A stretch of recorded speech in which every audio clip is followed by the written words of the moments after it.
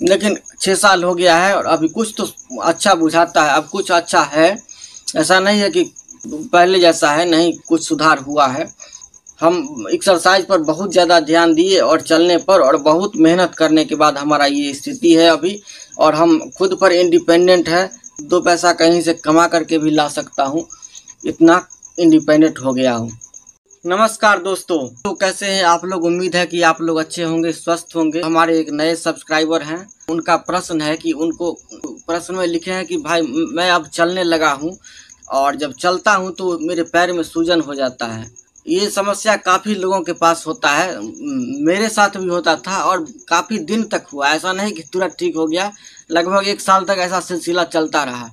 और शुरू में जब हम घूमने के लिए जाते थे, जिस समय हम डंडा पर चलते थे, तो चल करके आने के बाद बिस्तर पर जब रहते थे तो 10-15 मिनट के बाद पैर में सूजन हो जाता था। इसके कारण करके घर में भी लोग बोलते थे कि थोड़ा 2 दिन 3 दिन मत जाओ टहलने के लिए, टहलने से हो जाता है। और रेस्ट होने पर फिर पच जाता था और फिर जो जाते थे टहलने के लिए तो फिर आने पर ऐसा सूजन हो जाता था।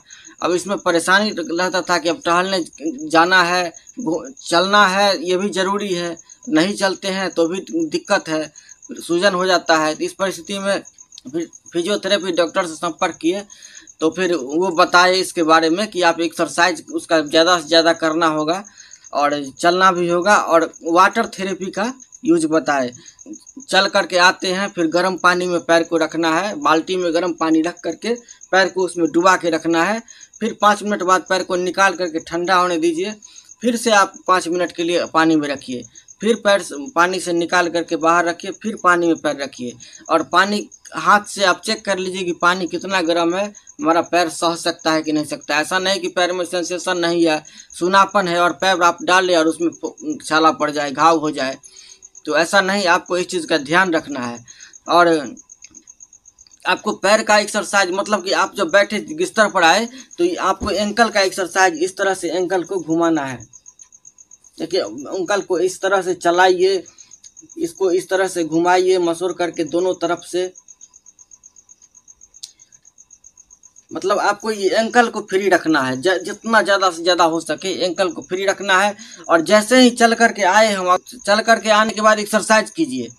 और एक्सरसाइज करके अगर हम लेटते हैं आराम करने के लिए तो तकिया रखिए, पैर के पास तकिया रखिए, तकिया पर पैर रखिए थोड़ा ऊंचा करके, जो कि ब्लड का जो बहाव होगा वो आपके जांघ की तरफ आ जाएगा, पैर के तलवे की तरफ नहीं रहेगा तो सूजन नहीं होगा।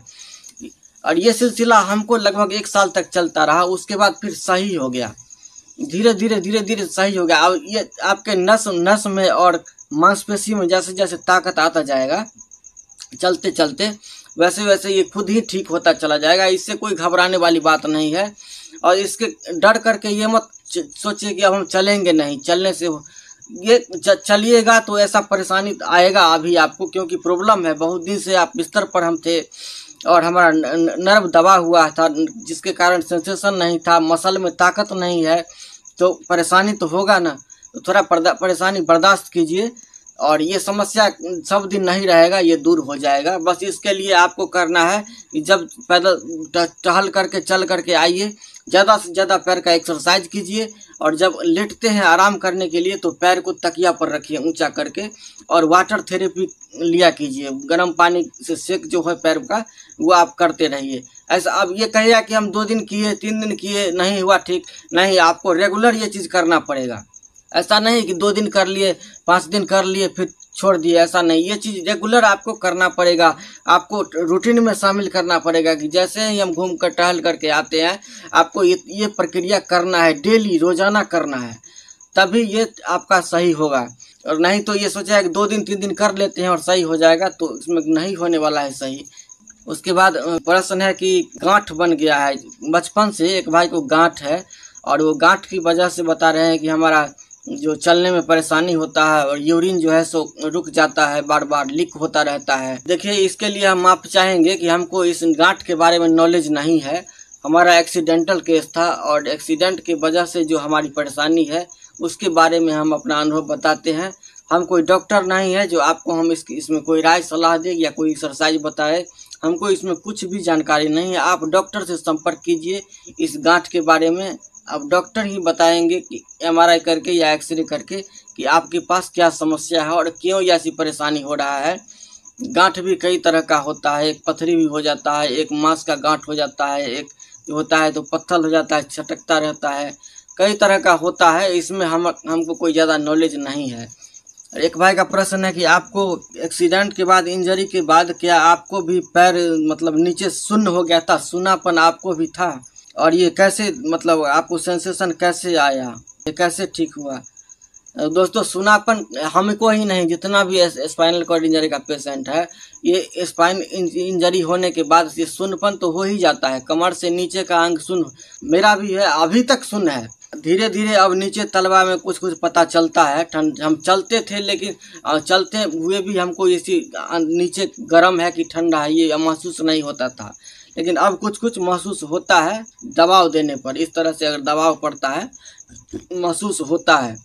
और आगे की साइड से, पैर में आगे की तरफ से सेंसेशन है, पता चलता है, लेकिन पीछे की तरफ से नहीं पता चलता है। कोई चीज़ चुभने पर या काटने पर पता नहीं चलता है।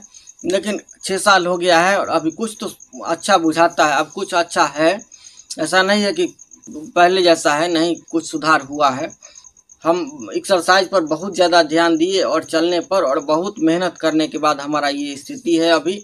और हम खुद पर इंडिपेंडेंट है, 2 पैसा कहीं से कमा करके भी ला सकता हूँ, इतना इंडिपेंडेंट हो गया हूँ। ठीक है दोस्तों, जो हमें जानकारी था हम आपको बताए हैं। तो इसी तरह कमेंट में प्रश्न करते रहिए। तो मिलते हैं फिर अगले वीडियो में, तब तक के लिए